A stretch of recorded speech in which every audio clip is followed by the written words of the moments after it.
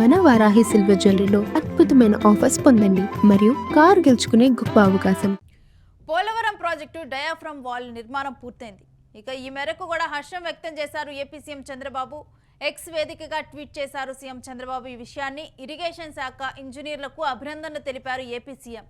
2027 పుష్కరాలకు ముందే పోలవరం ప్రాజెక్టును పూర్తి చేసి జాతికి అంకితం ఇస్తామన్నారు సీఎం చంద్రబాబు నాయుడు.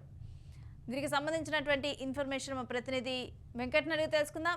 ఎస్ వెంకట్, పుష్కరాల లోపు పోలవరం పూర్తవనున్నట్లుగా తెలుస్తోంది. పూర్తి డీటెయిల్స్ ఏంటి?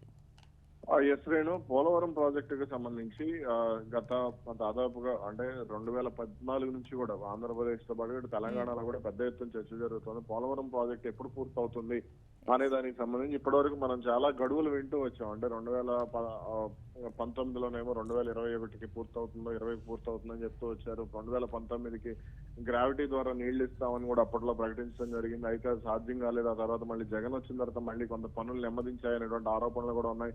ఇక ఇప్పుడు 2024లో కూటమి ప్రభుత్వం అధికారంలోకి వచ్చిన తర్వాత అటు కేంద్ర ప్రభుత్వం కూడా సహకారం అందించడంతో రాష్ట్రం అంటే ఈ పోలవరం ప్రాజెక్టుకు సంబంధించిన నిధులను కూడా కేటాయించడం ఇవన్నీ కూడా రాష్ట్ర ప్రభుత్వం కూడా అంటే జాతీయ ప్రాజెక్టు కాబట్టి రాష్ట్ర ప్రభుత్వం కూడా పూర్తి స్థాయిలో దీనికి సంబంధించి ఫోకస్ పెట్టినటువంటి పరిస్థితి ఉంది. అయితే ఇక్కడ చంద్రబాబు నాయుడు డెడ్ లైన్ పెట్టుకున్నారు. 2027 గోదావరి పుష్కరాలు ఏవైతే ఉన్నాయో ఆ సమయానికి పోలవరం ప్రాజెక్ట్ ను పూర్తి చేయాలి. ఆ పోలవరం ప్రాజెక్ట్ ను పూర్తి చేస్తే అప్పుడు గోదావరి పుష్కరాలకు వచ్చే సమయానికి పర్యాటకం కూడా కొంత డెవలప్ అవుతుంది.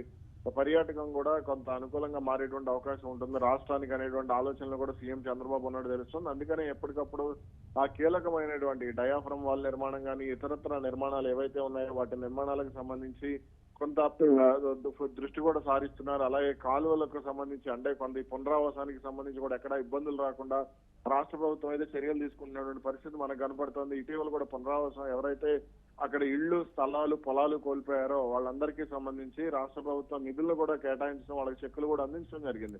అలాగే ఇప్పుడు ఇక దీనికి సంబంధించి డయాఫ్రమ్ వాల్ గతంలో డయాఫ్రమ్ వాల్ నిర్మాణం జరిగినప్పటికీ కూడా అది కొన్ని వరదల కారణంగా కొట్టుకుపోవడం జరిగింది. దీని మీద కూడా అప్పటి ప్రభుత్వం మీద ప్రస్తుత ప్రభుత్వం మీద విమర్శలు కూడా చేసినటువంటి పరిస్థితి ఉంది. ఏది ఎలా ఉన్నప్పటికీ కూడా 2027 ప్రపంచ కప్ 2027 గోదావరి పుష్కరాల నాటికి పోలవరం ప్రాజెక్ట్ పూర్తవుతుంది అనేటువంటి ఆశాభావం అయితే వ్యక్తమవుతోంది.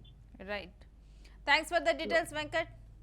ఇక 2027 పుష్కరాలకు ముందే పోలవరం ప్రాజెక్టు పూర్తి అవ్వనున్నట్లుగా కూడా ఇప్పుడు సీఎం చంద్రబాబు చేసినటువంటి ట్వీట్లో కూడా మనకి తెలుస్తుంది. ఎంతో కాలం నుంచి ఇటు అక్కడ పోలవరం ప్రాజెక్టు నిర్మాణం కోసం కూడా ఎదురు చూస్తూ ఉన్నారు. ప్రభుత్వాలు మారే అయినా కానీ పోలవరం ప్రాజెక్టు పూర్తి కాలేదు. ముందు అంచనాలు వేసినటువంటి ఖర్చు కాస్త తర్వాత పెరిగిపోయింది. కేంద్రం నుంచి నిధులు తెచ్చుకోవడం కూడా సవాలుగా మారింది. ఈ క్రమంలో కూడా ఇప్పుడు మరలా పోలవరం ప్రాజెక్టు త్వరలోనే పూర్తి కానుంది అనే శుభవార్త అయితే ఇప్పుడు తెలుగు రాష్ట్రాల ప్రజలకైతే సంతోషాన్ని ఇస్తుందని చెప్పాలి. ఆ రోజు 2025 జనవరి 18వ తేదీన డయాఫ్రమ్ వాళ్ళు మనం ఆ రోజు ప్రారంభించాం.